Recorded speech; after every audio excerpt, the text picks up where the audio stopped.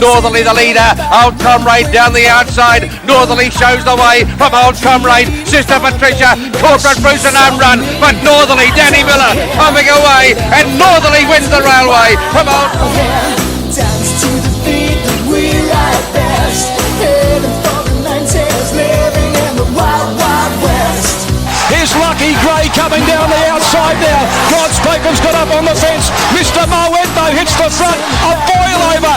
Mr. Moet first up. He's won the railway from Lucky Gray. Not sure about third. Playing God has spoken. Rosie Rocket. What a win it's been by Mr. Moet. Right in the corks. Be a popular. Me, I don't care. I love her eyes and her wild, wild hair. Terrific down the outside. Platinum Rocker and fire up. Fifi stride for stride. Platinum Rocker fire up. Fifi. Lucky Gray. Lucky Gray on the outside. Swamped them. Gathered them up. It's another one for Lucky Gray. Lucky Gray's got home to win his second railway stakes from either Platinum Rocker. Scales of Justice, and the Durban Demon has kicked him away. Scales of Justice led 3 lengths to Good Project. Perfect Reflection, but Dougie White's going to win it on Scales of Justice. It's a mighty West. Put your flags in the air and march them up and down. Platoon, he's coming down the outside, and so's Regal Power. Regal Power levels up, grabs the lead. It's Regal Power. Regal Power on the outside. The Wizard has done it again in the railway. I love her eyes and her wild, wild hair. Here comes Inspirational Girl.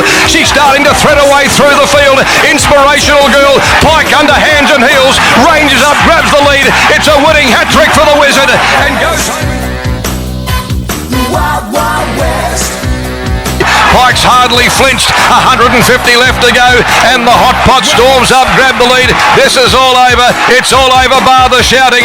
The Empire reigns supreme. Western Empire won it by...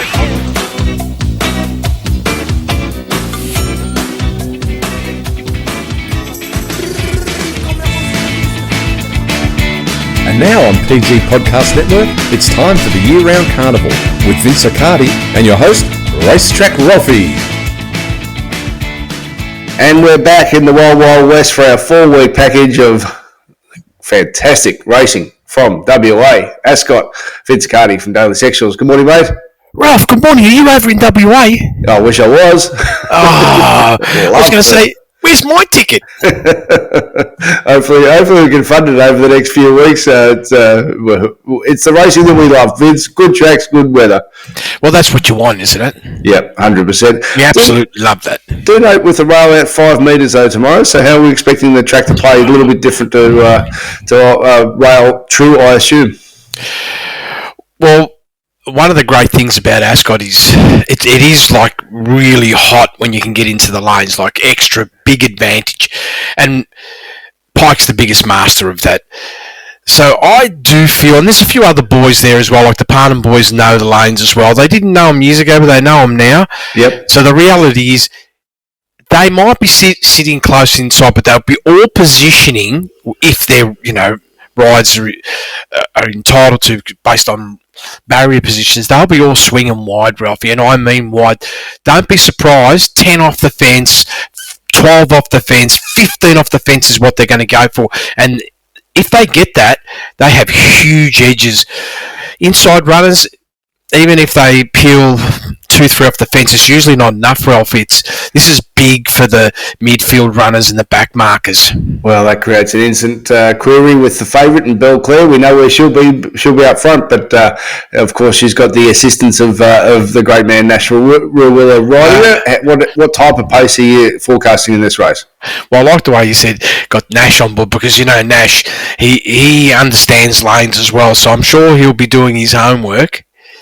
And all things being equal, he's going to work out how going to get off one and be like 6-7 off the fence.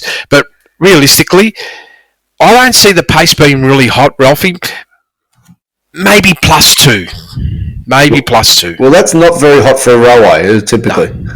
Now, if Holly Watson on Comfort Me wants to go ballistic, then we could go +4 or 5. But something like that has to happen. I don't know if that's going to happen, Ralphie. Nash. We know that Belclair will be there. Yep. It's a different circumstance, though, what she's done in Sydney last 2 starts, where she's been fantastic. And the synthetic hoof filler goes in as well, which is always a query. It's not bar plates, but still a query. How are you forecasting her ability to sustain it over a mile? Well, of course, in New Zealand, she is a dual Group 1 winner. Yeah, I'm not worried about that part, but of course, what has to be of some concern is, number one, what you just said, and two, when we sort of look at where the horse is from a preparational point of view, is there another run left in it? I mean, it's had 3 runs for the campaign. It's been nothing but sensational. Yep. And the last 2 runs, they've been bang on that 3.2 range. And Ralphy, the horse has got exactly that profile at a mile. So there's a chance that this runner may be able to hold it for one more run. But, going all the way to WA, it's a 14-day backup now. You're telling me about the filler, you're drawing the inside. You can't beat your chest like you could last start. Yes, controlling a race at 1400 on your home patch. Correct. Yeah. So let's work through the most advantage here. Light Infantry Man always showed a little bit of promise for Kira Ma as an import since he arrived. They threw him into the deep end, actually, and when I say deep end, I mean the King Charles against a couple of handy ones in Fangirl and Mr. Brightside. Okay, he didn't turn up and they spelled him. Still couldn't get him right. This time in, slow build. He put it together Oaks Day. So what did he do Oaks Day, and what type of projection does it now give you for tomorrow? Well, the beauty is this, Ralphie. You even mentioned it when we were talking about it, post-race, that, look out, maybe it's here now. 0.9 above. That's a pretty solid score, given that this horse, with the exception of, and we'll touch on it going back a fair way, hadn't really been able to break benchmark for quite a number of starts. And I felt that there were race pace that suited and just didn't deliver. But here, got in the top 4, 0.9 above, clearly the best we've seen so far since 23. And from one run to the other run, we've got a sharp 2.5 length improvement. And on the campaign, it's up around 5 or 6 lengths, Ralphie. So everything points that they've got the horse right. Now, we know if they could get it to fire, just going on that one run. Do you remember that run in Rosehill back in 22, Ralphie, when it burst onto the scene and made it off, even though it didn't win, but it made a very good impression and produced a 3.4 above that day. Now, of course, that day was still an import prior to going to Kieran Ma, and that was the Golden Eagle won by Wish I Win and Fangirl. Yeah, hot race, right? Yep. So here, you got to ask yourself the question: can you go to that level? Well, as a caution, I said, let's take that position, given the stable you're coming from, J-Mac on board. But probably the data indicating maybe it might only get to about +2. But I'm not going to say that can't happen, that it can't go to 3.5, given that if J-Mac gets a bit of knowledge, that if he can scout out deep, that horse might pick up that extra length, Ralphie. So, dangerous runner. Democracy Manifest, well, this will be one of the lanes that you've been talking about there, of course, drawn wide, but this is a horse who I don't think it's had an opportunity to show its best. Spat out the back in the Epsom, was just a mile off him, and then found traffic in that 1800 race. To me, it looks like his profile says, give me pace on, of a reasonable sort, in a mile, and I'll show you what I can actually do. I know we're not in December yet, but Santa Claus could be coming. Right, just could be coming. I'll just look at that, break down that run. You are absolutely spot on. Look at this horse's runs, this preparation. First up, 11 lengths below benchmark first section. Big last 400 plus 5.8. You can get a bit excited that they had the horse back well. Second up, 7.1 lengths below benchmark. Unbelievable mid-race move going +9 and still went 4.2 above last 400. That was one of the best runs in, I don't know, to give me an indicator this horse is ready to win something exciting. And then they gave the 28 days, Ralphy, went to the mile. I thought the pace was reasonable, 5.5 below benchmark. It was probably the most reasonable of the 4 runs, but it didn't have that big move in the mid-race like it showed the start before. Only went plus 1.2 and then 3.6 last 400. And I'm just asking myself, was the horse still feeling that effects, or did it miss a little bit of work? Something wasn't like on point. And then, bang, went to Randwick, got a horrible race shape, 1,800 metres, 10.4 lengths below benchmark early, but it was back, Ralphie, back in a sensational way. 6.5 above between the 8 and the 4, plus 7.1. Now, if they've got this horse over there, I know it's 28 days, Ralphie, but this is probably more by design, right? Yep. Oh, Ralphie, we could be collecting some nice coins. I don't know, what price is it? $18. Oh, no.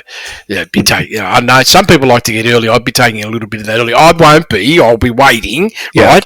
Of course, it's just the nature of it, but I reckon only bad luck won't see this horse get in the finish, Ralphie. Yep.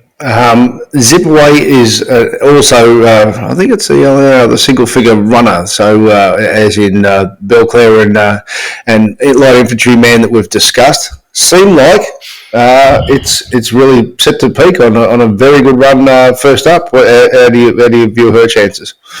Well, we know we've got this horse has got ability. His chances, sorry. Yeah, we know this horse has got ability. There's no question. That first up run plus 1.1. Just prep to prep, it's up 1. Yep. And I felt that it made such a pretty big impression, and it was all happening very quickly for the horse, right? When you look at it, last campaign, Ascot 1,800, 3.2 above. The run before over a mile was plus 1.2. Now, is it one run short? Or, again, is this by design? Now, I know you follow, like what type of races are coming up a lot better than I do, Ralph. I don't know, like, is this the one? Is this the race? Or is there something else in another start? But I just feel like it's one run short. Or perhaps they feel second up they can get a big explosion. Well, here's the interesting thing. So I would say that 1,800 that you mentioned was the Northerly last year when I was beaten in a 3-way photo after winning on this day last year in WA Guineas.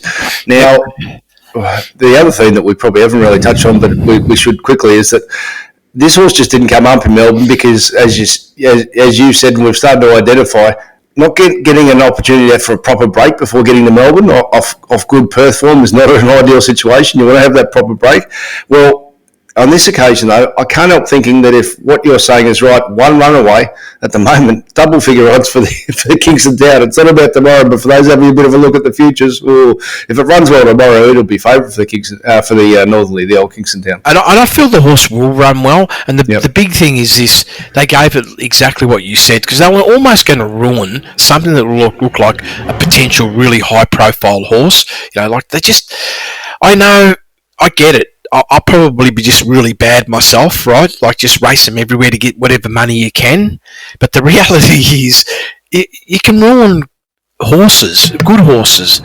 So I love this, that they've done that, because maybe we can see a brand new explosion and it could become the next Amelia's Jewel of Western Australia. It's possible, right? Yep. So I'm sitting there a little bit nervous because I feel like indicators are, now that you've just told me that, makes me feel a little bit better.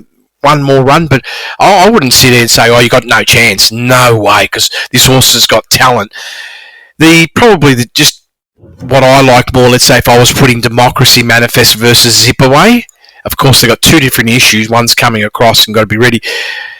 When you look at that sustained speed of the two, there is a bit of a difference between the two. Like Democracy Manifest just shows a little bit more brilliance in terms of being able to have a brutal sustained pace, and I reckon this is important at this race tomorrow. A couple of others that you've got in your most advantage at the moment, and of course we'll talk business tomorrow and you'll tighten things up.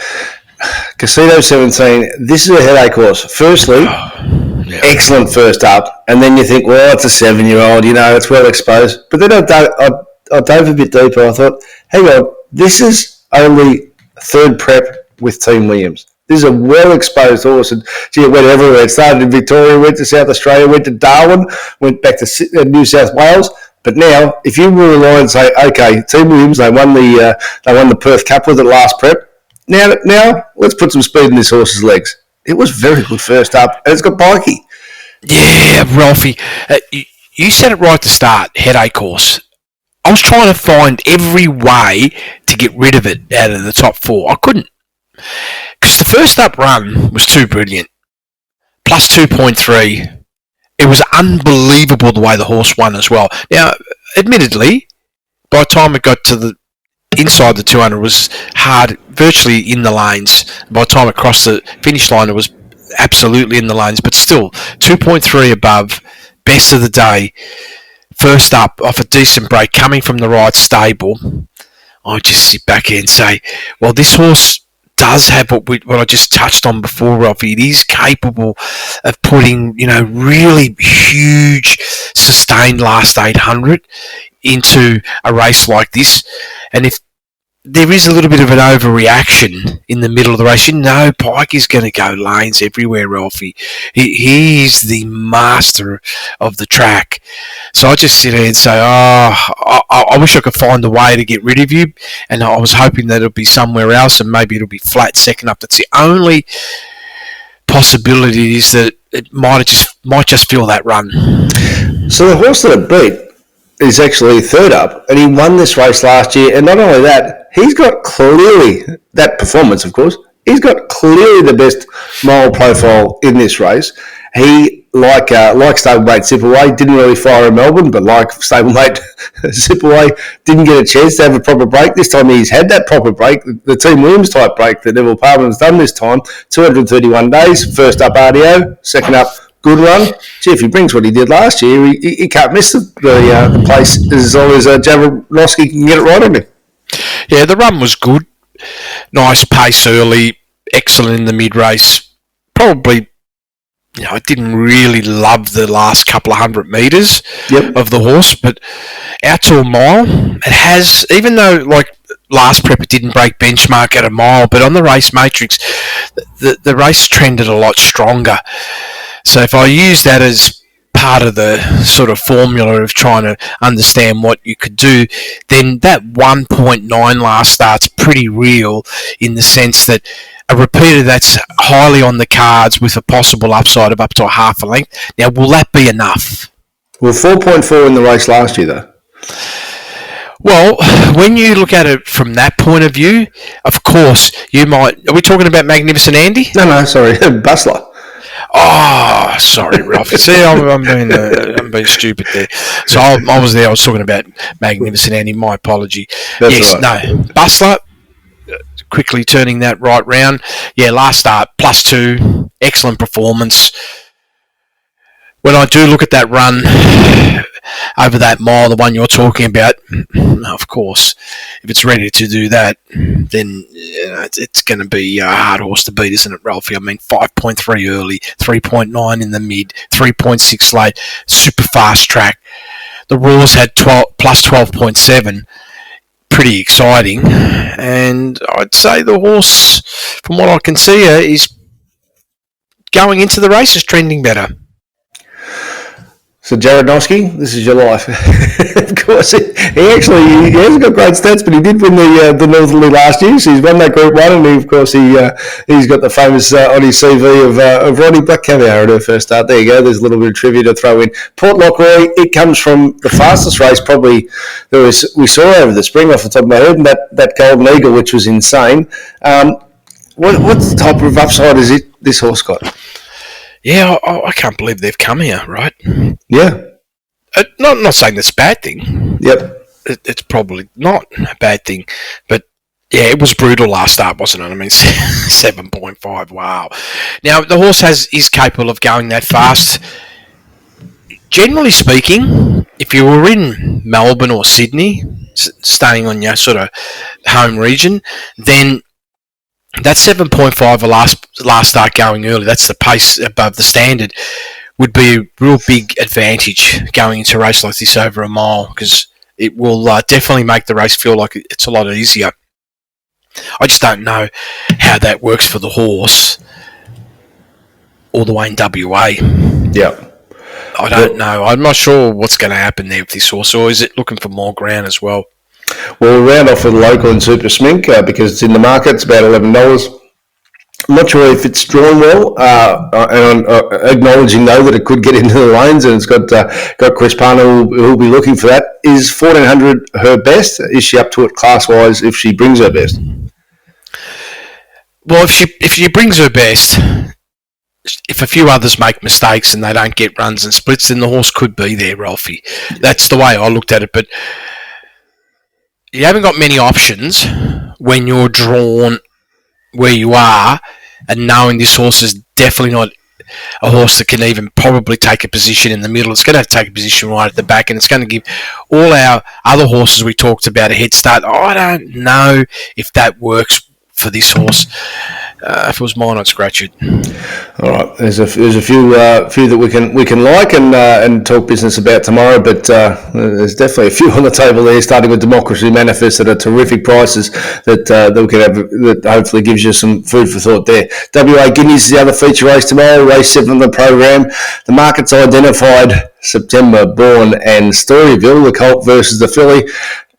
Now, I've got to look back and listen to this, Vince, but I'm sure on Monday when we spoke about Storyville, it was about $10 range on the quick back up because it won a reasonably slow race, but it's produced an explosion in the finish. And what you wanted to say on our members' podcast, for those who missed it, was that this was a very serious close and it's a perfect setup for a quick backup. Now, that you've been able to put together the pieces here. Firstly, what tempo do you expect in this race tomorrow? Over the mile at the railway. Yeah, I feel it is going to be a good tempo, Ralph, because the horses that like to go forward, they've got a bit of intention about them. They're genuine horses that can comfortably run +2 through the first section, and just that little bit of extra artificial pace that'll be created. We could go +3, 4, or 5. So, but I'm tagging it about 2.5 above as being the realistic initial pace that we should see. So I don't see this being, unfortunately, a race that you're going to be able to sit and relax and smoke the pipe, as they say, and enjoy the moment, because I just feel they're going to run with a bit of pressure. Well, September Born was the early tight favourite, still favourite, of course, now, but Storyville's now on the scene. Looks like it's trending to peak over a mile, but at this stage, it's none of these horses have yet to produce anything serious on the clock. So, what type of projection have you got for September Born? And by that, sorry, I should go back a bit. Evidenced by, if you look at the OVR forecast at the moment, just 1.5 lengths below benchmark is not a big projection for a winning figure. No, it's not, Ralphie. So the big key here is going to be that obviously they'd be looking for a different forecast than what I just said. They'd be looking for a slower race setup, Ralphie, because this horse, it showed good intention in the sense that it was a lot more forward last start, but that pace wasn't there, right? I mean, if you look at the early speed of that race, I mean, the leader was going 4.5 above. This horse was travelling 6.5 below, a length slower than the run before over a shorter distance, and then produced a really solid finish. But if we're going around that +2 range, just be conservative, around +2 range, that means this runner, I do have the sense that they're going to try and wield themselves in a positive position, because that's going to be reasonably important to be in that midfield line. So if you're in that midfield line, you're going to most likely have to run at least 3 or 4 lengths quicker than what you were doing last start with an extra 200 metres. And is that going to impact your finish? And you haven't broken benchmark. So I'm putting a bit of respect there from the stable and saying, okay, the overall setup, you're looking for about a -2 to be competitive. So on those bases, you're there. But is it the perfect race? No. So let's get to Storyville, and as I said, it's been smashed on the betting during the week. It's now a strong second favourite, and it's got the mile under the belt as to back over it. What you said last week was this is the perfect race shape for a quick backer, and it's fifth up, Team William Pike. Tell me why it's a favourite. Yeah, well, the big challenge is going to be with this horse is, are they going to adopt the same sort of strategy, or are they going to reverse the strategy? Now, I've positioned this horse as a reversal of strategy, like in other words, being in the forward running and not out the back. And that's the key. Because if they go in a forward position, it won't be easy, but it'll be, Pike will have it in the right strike zone. So if they've got the right improvement out of the horse in terms of now that it's had that run on the mile, and even if it doesn't produce the plus 7.4 last 400 and produces half that, that's going to be okay. But if they happen to do a backward move, Ralphie, and Pike decides to go out the back, even that big 7.4, he might not be as lucky because he navigated along the inside. Now, he will go out to the outside. He'll get the lane advantage, but is it going to be too much of a head start? So that's my concern. But I'm forecasting the horse to be forward.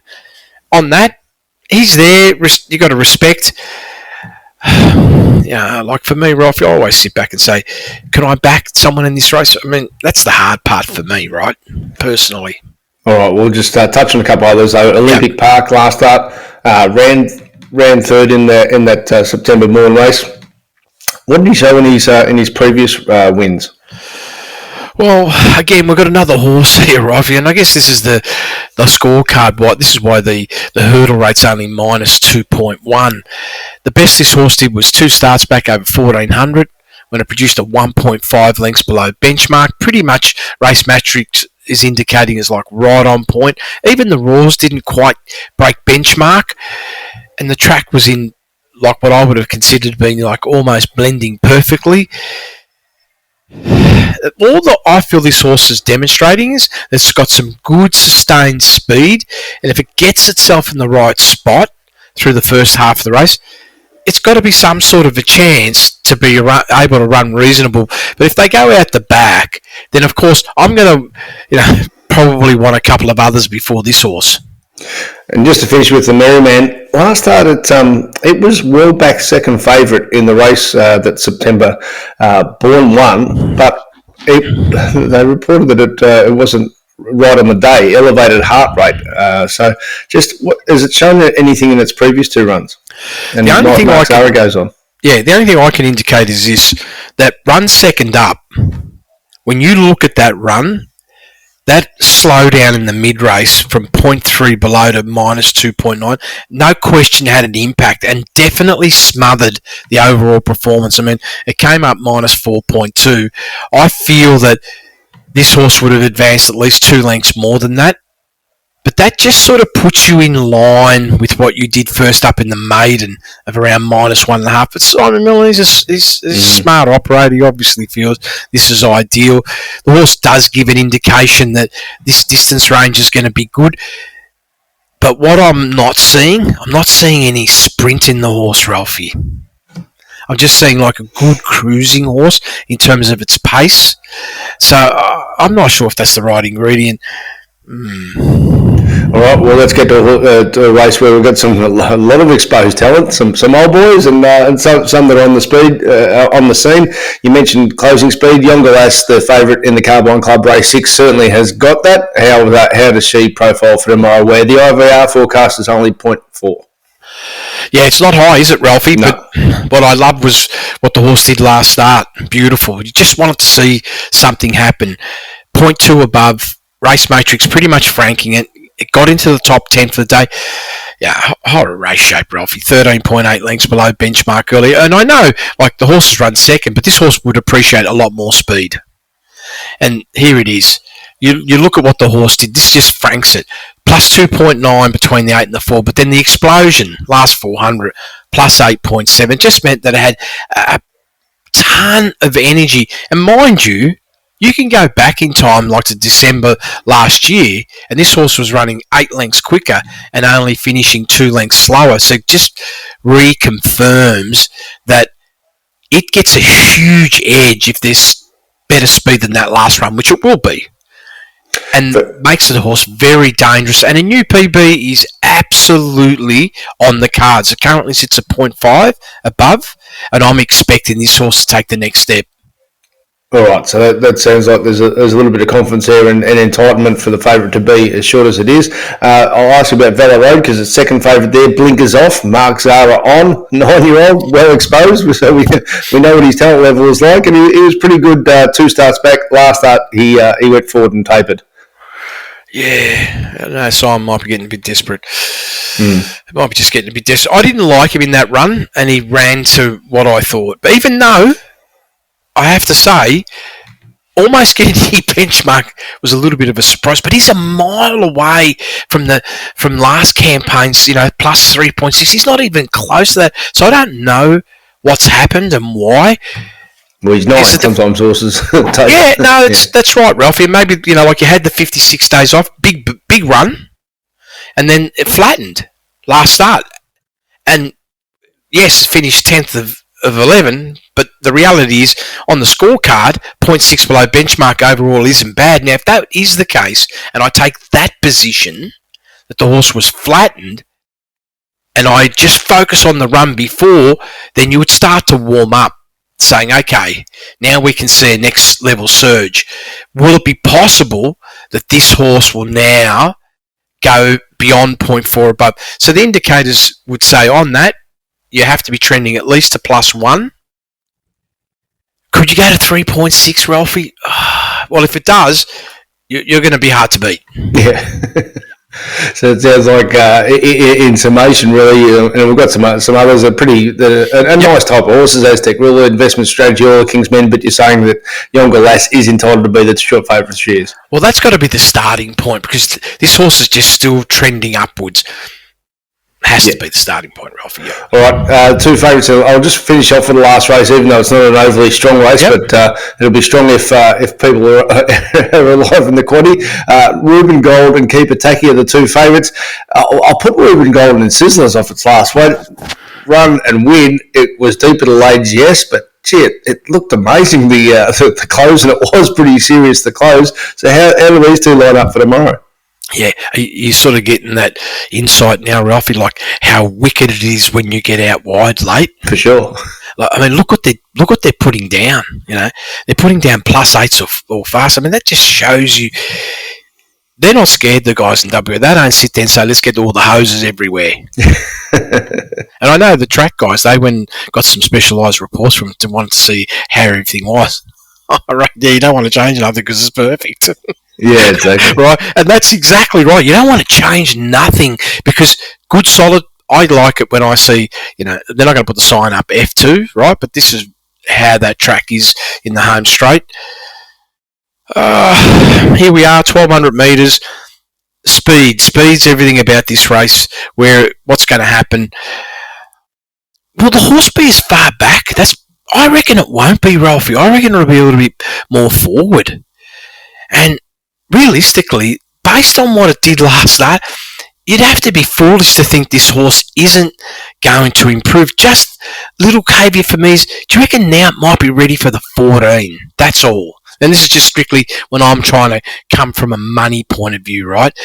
Like, I reckon the horse is there, but are you now wanting 14? Right. That's perfect. All right, we'll keep attacking though. Pikey in the last will carry half of Australia. How does it line up? Well, he's the monster man when it comes to that. Well, Ralphie, normally I just want to put these horses in the bin when they've been up forever, but not when it's got G.A. Williams' name. Yeah, there must be close relationship between them and Ma in terms of their ability, particularly this person in WA, the ability to have horses peaking and finding that 2 or 3 lengths when you feel maybe it's not there anymore. So this is one of these scenarios, although, I'm probably being a bit mean here. Last start at 0.5 below benchmark. It is 42 days between run, so they probably feel we've got another run in it. And if you can turn up and run to that level, right, around that half length below benchmark, well, you're going to be in the finish. And you got the master on board. Yeah, it's a good line up. All right, we'll talk business on that race tomorrow. The starting race for the day, the scale, it looks pretty competitive as far as the betting market's concerned. Average speed forecast, but just below benchmark, which means that's not a bad standard required for a staying race. Oh no, that's pretty good. Absolutely. Yep. And which is the runner that you feel that we should be zoning in from those top 4? Well, let's start with the favourite, Sentimental Hero. How does it profile? Yeah, Sentimental Hero. There's one I do like, but I'll get to it next. Yeah, I liked the run last start, Ralphie. I really did. Half a length above benchmark. The race matrix trending slightly behind, but what I liked was this. Through their first section, they didn't overtax the horse, like 7.7 lengths below. We know, Ralph, from experience, these 1,800 metre races, they can be crazy, right? Either going too fast or too slow, but this situation where they didn't go fast, I felt really would help this horse now into this race. I also liked the way the horse showed a sustained speed. The mid-race squeeze was 9.6. It's like it's right inside that wheelhouse and no overextension.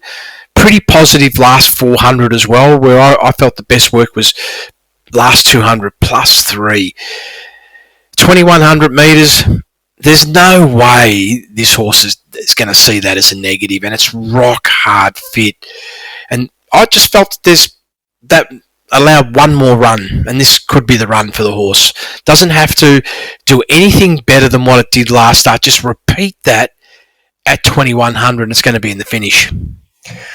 Starry Heights screams bit of a dip run last start. Jared Noski on into a strong listed race over 1,800 metres, whereas tomorrow back out to the distance, won twice in those Kalgoorlie listed races, is tomorrow its opportunity.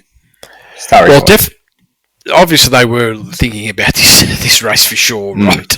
Just with the tactics, 35 days, 1,800, probably did a fair job. But I felt the horse, even though it'd been winning, it still wasn't capturing what it was doing in the previous campaign. So there's a couple of things there. Number one, maybe it can do that now and run to that benchmark plus a half range, or maybe the horse is just a bit more of a one-pace type scenario over the longer distance and needs that soft speed early so it can still put down a big finish. If they run a bit faster, maybe that'll work against it. This stable, Ralph, you can never pen them. You can't. You just cannot. And not with... No, I know Pike isn't going to win the card, Ralphie, right? That's definitely not going to happen, right? The whole card I'm talking, right? I have to be clear because who knows, he might win 6, right? Yep. But yeah, they're just hard horses to back, Ralphie. That's probably my only personal reservation, hard horse to back. So a couple of others just to touch on. Red Sensation. Well, this horse had a bit of ability with Peter Moody. Had a couple of races not really run to suit. Now it's had that toughening up run. Tell you one thing, if it brings what it did at Moonee Valley last spring on Cox Plate Eve, it will be winning this race. I reckon it's actually trending right up to the Victorian profile now. Right. Yeah, it was like super on the card second up. That second up run at Northam was the first signal to say, hang on a second, let's see what this horse does. And then last Saturday, franked it. Absolutely franked.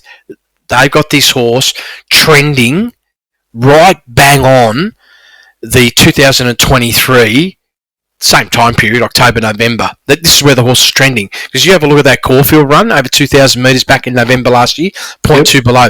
That horse is virtually at that level now. I expect the horse to run to at least that level tomorrow. Now, depends on how you look at Patrick Carberry as a rider. I'm not saying he's bad or anything like that. He's just a bit of a procrastinator. And sometimes makes indecisive moves. If it was a different rider, Ralphie, I would be getting the wallet out. Just with him, you've got to be a bit more cautious. And if we're going to step into a horse like this, we have to step in with, maybe, like they call them the shekels, right? We've got to step in with something a bit softer because of the rider. I'm not saying he's a bad rider, he just has a tendency to procrastinate a bit. No, I don't like that. All right, well, race 4, you got the 3 favourites with 3 of the WA Stars and the Parnham Boys, and William Pike. Keshi Boom is the favourite for the race. It looks like it's, again, Team Williams set to peak during the Carnival, third up. How's the profiling with William Pike back on after fighting some traffic last start? Oh, are we getting the early money? I think so. I think so. It just, unless I'm reading it wrong and this horse needs a mile, I just sit back and say, this is the beginning. This has got to be a good starting point for us. Few things. Number one, last prep, peaked at 0.7 above at a mile.